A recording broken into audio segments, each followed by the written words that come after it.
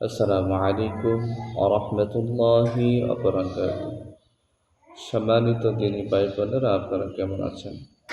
আশা করি আলহামদুলিল্লাহ, আল্লাহ পাক রব্বুল আলামিন আপনাদের সকলকেই ভালো রেখেছেন।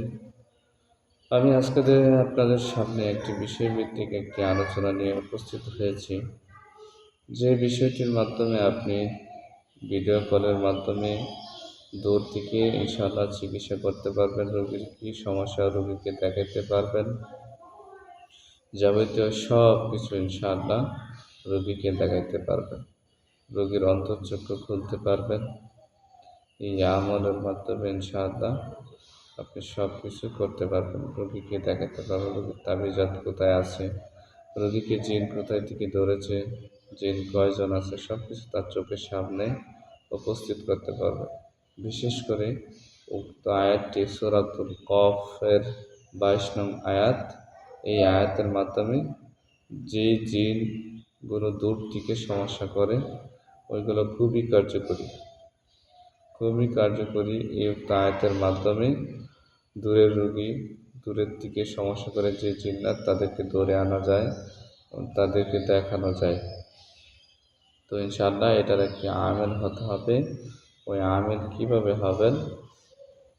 আরবি মাসের প্রথম বৃহস্পতিবার জুমাগত রাত্রি থেকে এই আমলটি শুরু করতে হবে।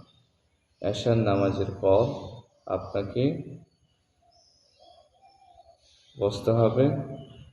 বসার পর আপনাকে প্রথমে দুরূদ ইব্রাহিম 11 বার পাঠ করতে হবে। 11 বার পাঠ করার পরে আপনি উক্ত আয়াতটি পাঠ করবেন, ফাকাশাফনা আনকা গিতাআকা ফাবাসসারকাল ইয়াওমা হাদীদ। উক্ত আয়াতটি 1100 বার পাঠ করবেন।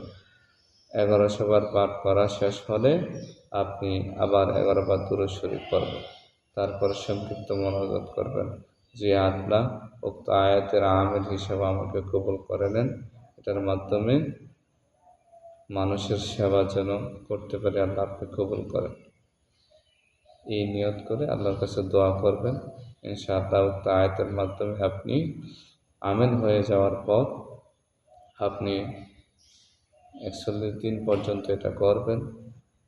করলে ইনশাআল্লাহ এটার আমল হয়ে যাবেন। তারপর আপনি ছোটো বাচ্চাদেরকে মিষ্টি বাতাসা এগুলো খাওয়াই দেবেন।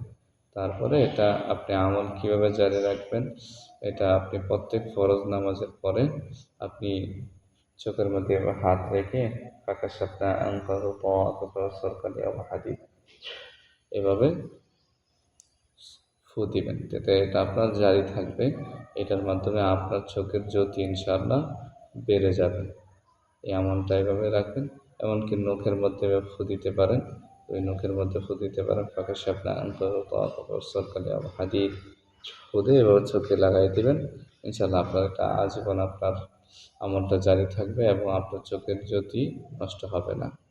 তো ইনশাআল্লাহ আপনারা কী ধরনের ভিডিও চান ইনশাআল্লাহ আমাকে কমেন্টে জানাইতে পারেন। ইনশাআল্লাহ আমি আপনাদেরকে আমল দেওয়ার চেষ্টা করব। আসসালামু আলাইকুম ওয়া রাহমাতুল্লাহি ওয়া বারাকাতুহু।